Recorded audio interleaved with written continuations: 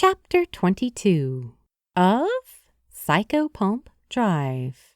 Written by Janeen Leese-Taylor. Read aloud by Skya Simaru.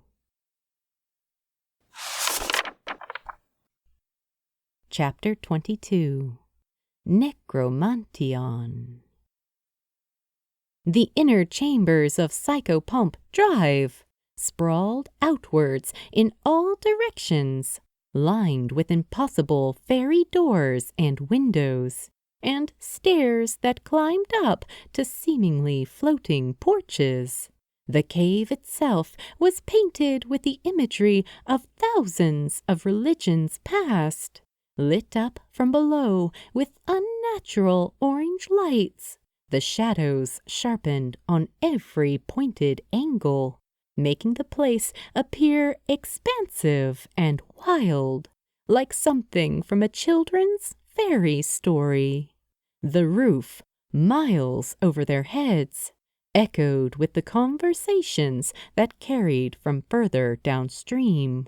The whispers of those aboard Charon's Rift bounced and reverberated across the stone walls, as sure as a heartbeat across a breastbone. If he closed his eyes, Finley could make out the melodies of the different rivers as they combined, disjointed and yet harmonious in a way. The different paths to the afterlife acted as their supernatural guides, leading the small group of Amorini down towards the deepest parts of the underground world. Micah and Alvaro walked ahead of the group, holding up bright iron lanterns as they descended further into the blackness of the cave systems.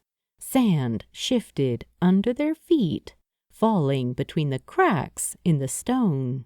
Vegetation reached for them from the walls, branches like hands with gnarled fingers. Thirsting for sunlight, the flowers grew taller under the surface, climbing up the sides of the cave and towards the places where the stone had begun to splinter apart. Other plants, more used to the dark, curled around the cavern's lamps and strangled them for their heat. Between them, sallow blended in with the darkness, as surely as starlight blended together in the deepest recesses of space. The atmosphere was tense and quiet after the news about states. It seemed that none of the spirits knew what it was they were meant to say. It hung cold and heavy in the air around each of them, like a fog that blotted out the rest of the world. "I've never been this far down before." Abby's soft voice broke the silence from Finley's right. She was rubbing her hands together to chase away the cold, and her eyes darted towards the shadows that moved with their progress. "It's super creepy." "We've had no need to venture this far before," Salo commented. "The gods in this area tend to keep to themselves." Spectre floated along next to them like he was weightless, long legs carrying the pale teen, as he surveyed all of the different doorways and passages they walked by with a hum. The man seemed positively enchanted by the place. "Psychopomp Drive is happy that we are here," he noted. The low sound of bird calls echoed from the darkness ahead, and Finley suppressed a shiver as their round eyes peered out at them from the dark hovels in the rock. "Is that an owl?" he questioned. Reichardt's ears twisted around at the top of his head, scanning their environment. "It is most likely one of Mutt's familiars." "They guide lost souls to Psychopomp Drive," Abby supplied. "Don't worry, they're actually pretty cute when you see them in the light." "Cute, cute," Spectre chirped from next to them, head tilted back as he watched the ceiling for any sign of the birds. Finley glanced up towards the higher planes of stone warily. "I'll take your word for it," he muttered nervously. Ahead of them, Alvaro shifted his light, raising it high to wash over a set of stairs as they came into view. Alongside the sound of the owls was something else, something like a crackling fire. Finley sniffed the air, noting the smell of smoke from within. "Ugh, must be the phlogathon we're smelling," Alvaro grumbled. "At least we know we're heading in the right direction." "Have I ever led you wrong before?" Salo teased, beginning to hop down the large steps and deeper into the tunnels. "Wait, didn't you guys say that the phlogathon was a river?" Finley arched an eyebrow as the others began to descend on either side of him. "Don't you know your ancient history, Molly?" Micah teased, glancing back at him from over her shoulder. "The phlogathon is a river of fire." "Of course it is," Finley droned playfully, shaking his head with a snort of amusement. "Nothing should surprise me about this place anymore." He dropped down the stone steps after his companions, following the movements of their tails into the blackness. When it was as dark as this, the eyes of the Amorini glowed like those of a stray cat in the headlights of a passing car. Finley was surprised by how well he was able to see the shaft in front of him. The thick, reflective cells of the tapetum lucidum, granted to him by the feline grim, shone like mirrors from behind his retinas. Whenever his pupils expanded to take in the walls around him, the inner rods of his eyes took in the limited light in a way his human eyes never could.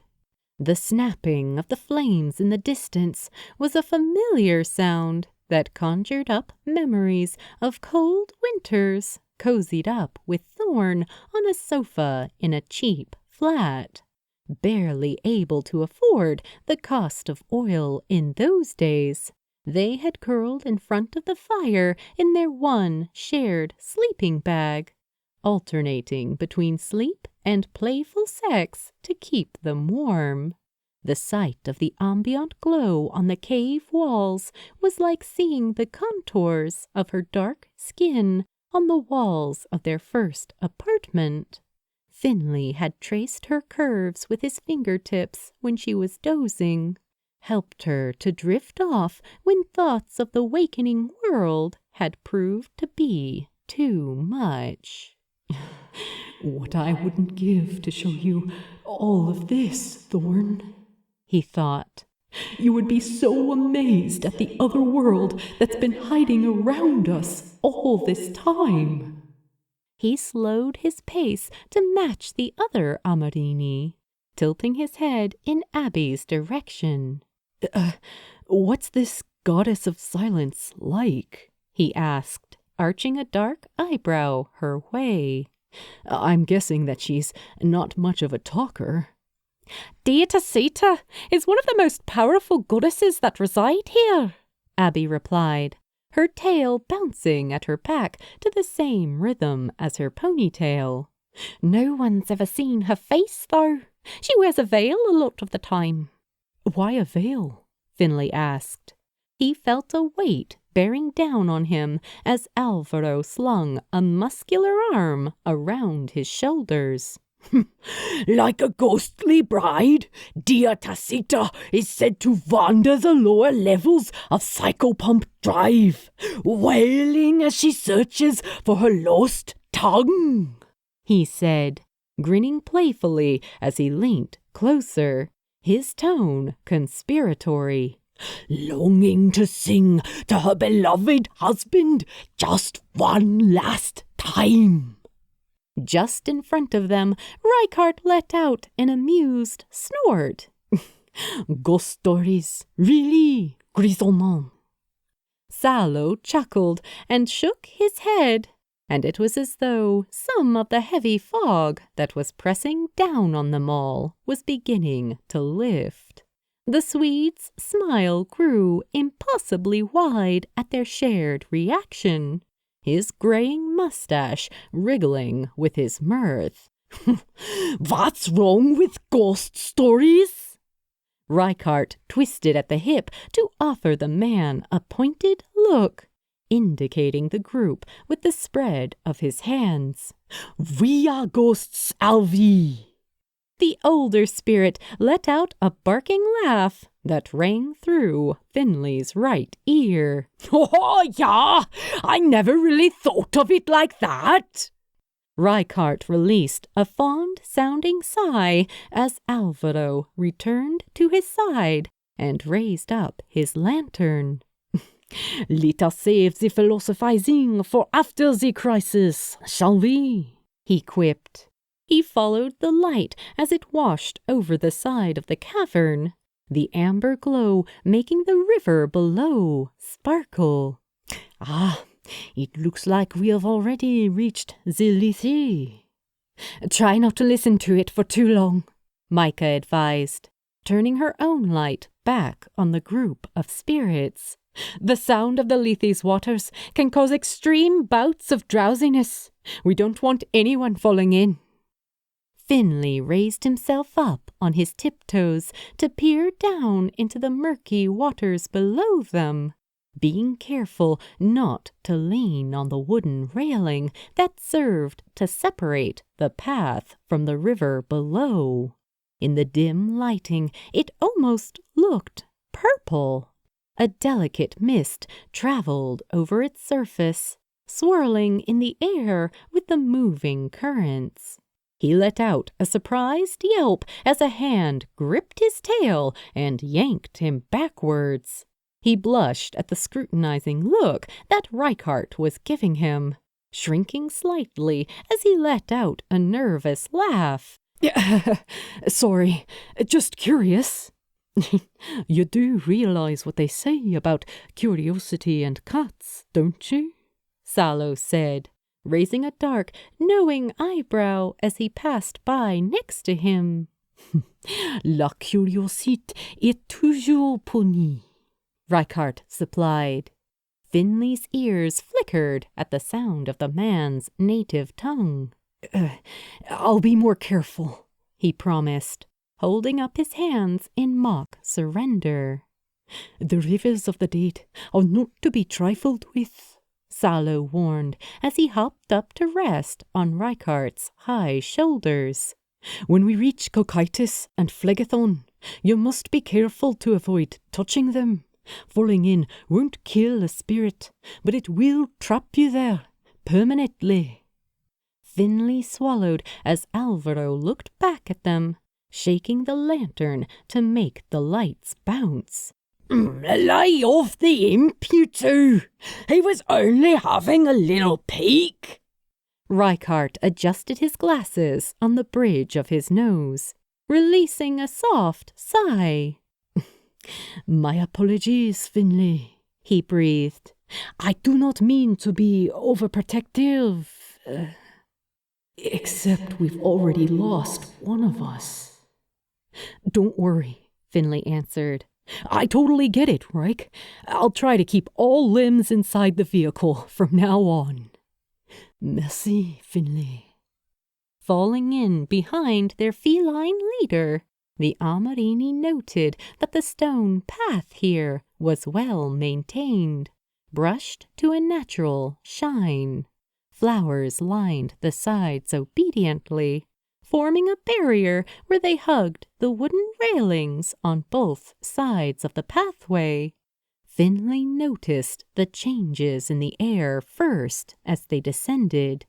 Everything became damp and cold, his breath appearing before him like fine white mist. His eyelashes shimmered with frost, and the skin of his doll pinkened in response to the dramatic temperature change. The walls of the cave were no longer brown and gray, but a luminous white, crystalline, and clean as new snow. Every inch of it twinkled like rare and exotic gemstones, like they had stumbled across a pirate's treasure trove or the home of a greedy dragon. Intricate shapes had been carved into the walls. Dogs and bears and snowflakes, winter scenes and villages resembling those above the ground. Abby flitted from one to the other in delight, gasping and smiling with each new discovery. Who could have made these? Finley questioned as he leaned in closer. He was able to see the individual markings from the tool they used, the end of it flat and rectangular. No clue, Abby responded, following his eyes as they took in the brightly lit area. There doesn't seem to be a lot of activity this far down from the surface. In the depths of the cavern, only a few doors lined the sides of the chambers, their entranceways clearly marked with aspects from their earthly home. Sitting in an open doorway, a beautiful, slender woman, coiled around the form of a wooden instrument. Her skin was the softest brown and seemed to glow from within with a red light, like her blood itself were dancing to the sound of the plucked strings. When she lifted her eyes to watch them, they were yellow like those of a reptile. She drew a hand tentatively across the strings, more feeling them than playing them. I thought I sensed the presence of company, she called. I was not expecting to see Amarini this far south of the sticks. Micah straightened her back, holding her head up like she was addressing a force of supernatural royalty. Her face was neutral, her lips schooled into a perfectly impassive, flat line. Good evening, Lady Mara. I hope we didn't disturb you. The snake eyes moved along the group with a hungry expression that sent chills fleeing down Finley's spine and right to the tip of his tail. Her face split into a smile. At ease, little one, she purred. Welcome to the heathen underground. She got to her feet, leaning her instrument back against the door with two of her hands. Her other four were interlocked in front of her. Her hair was long and streaked with black, red, and blue, straight as any arrow and reaching the point where her back curved inwards. She was dressed in a dark purple shawl that was connected by thin veils of fabric to each of her hands. She had the appearance of a butterfly when she moved, the fabric flapping like decorative wings. Micah's shoulders visibly relaxed. Thank you, my lady. Mara nodded back at her. So, why is that you have come down to the lower depths in such numbers, then? She questioned. Micah's dark eyes turned in Reichardt's direction, and the other Amarini supplied. We have come to seek an audience with dear Tacita. A flicker of surprise passed the goddess's face. Dear Tacita? She repeated, aghast. It has been a long time since anyone came looking for that one. Two additional hands reached up to clasp the woman's face thoughtfully.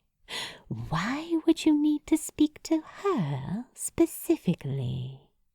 The sound of a quiet bell began to peal, and Reichardt took a step back, watching the ground as their leader made his way through the forest of their legs. "Oh, Sallow the Black," Mara cheered. "My, this is certainly an occasion." "Lady Mara," the Grim acknowledged, with a slight bend of his front legs. "I trust you'll understand why my Amarini must deny your request for further information. We currently have a bit of a situation up on the surface. It's best we do not cause a panic, and there are always curious ears about." Mara's smile was as sharp as a blade, her bright eyes practically glowing with inquisitiveness. "I must learn how you can just appear like that, Sallow," the woman teased. "It would come in very handy in the underground." "It would indeed, my lady," Sallow responded with a glint in his own violet eyes. "Now, if you'll excuse us, we must continue to the Necromantion." The goddess's eyes widened, and she moved to step out of her own doorway. "You're taking them to Hades?" "It'll only be a short time, not long enough to cause damage." Sallow answered the woman's unasked question instead. "It is the only way to get an audience with dear Tacita." Finley glanced between the two old spirits, carefully mapping out the expressions that passed on each of their faces. There's something they don't want to say in front of us," he noted. Mara exhaled softly as she retreated towards her own bright light, the glow of it washing across her skin as she settled into the doorway again. "I only hope for your sake, Sallow, that she chooses to speak for once." Alongside them, a frozen river wailed with the tears of 1,000,000,000 fallen men. "I do as will, Lady Mara," Sallow answered, "for all of our sakes."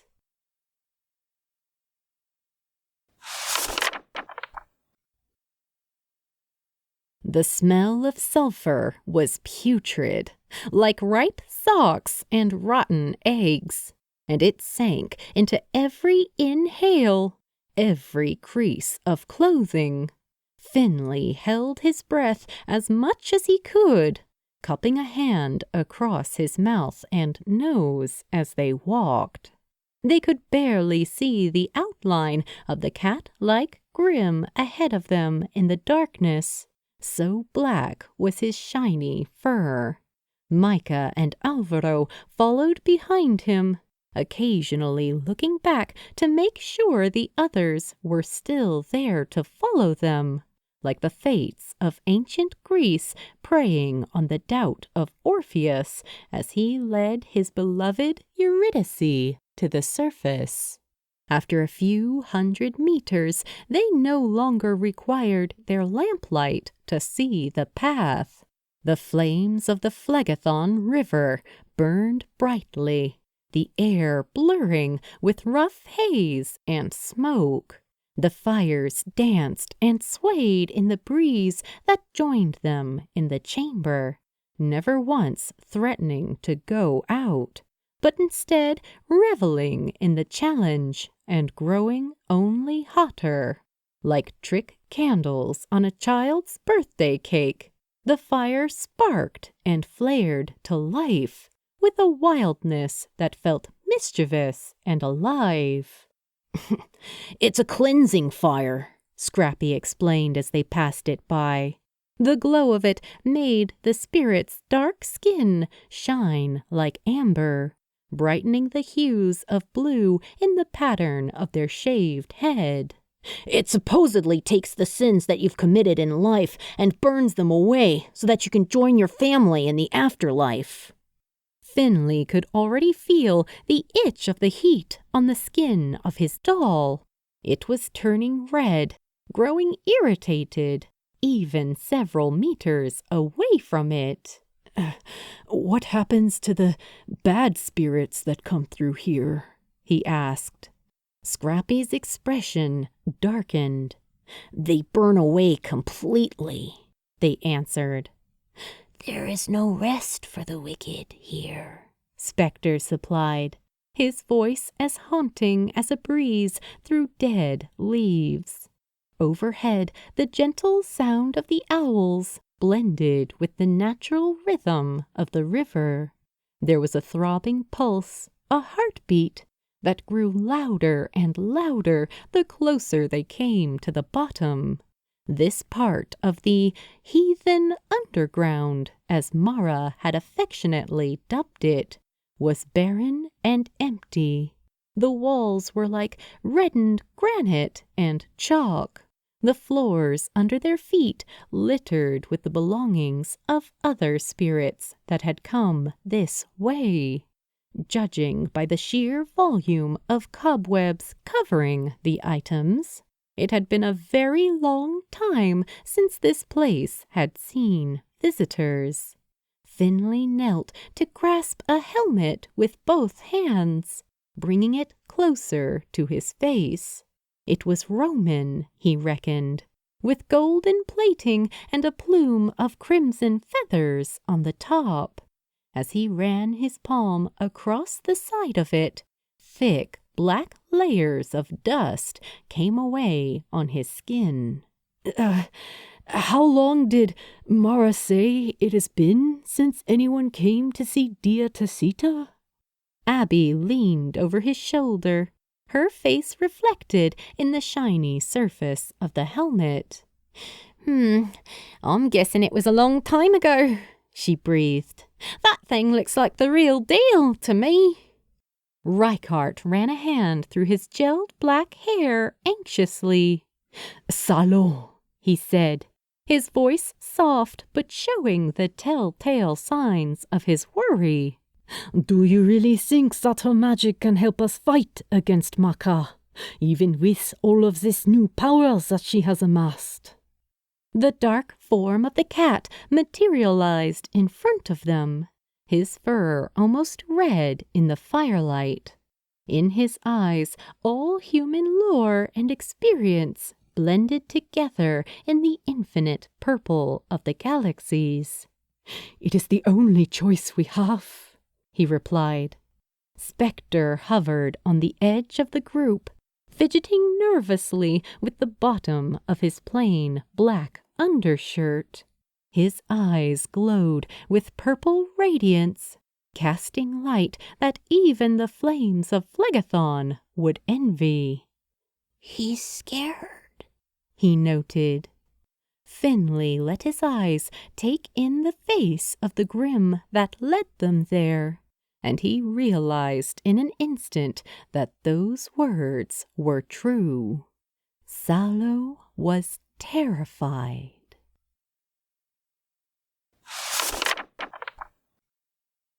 To be continued in Chapter 23.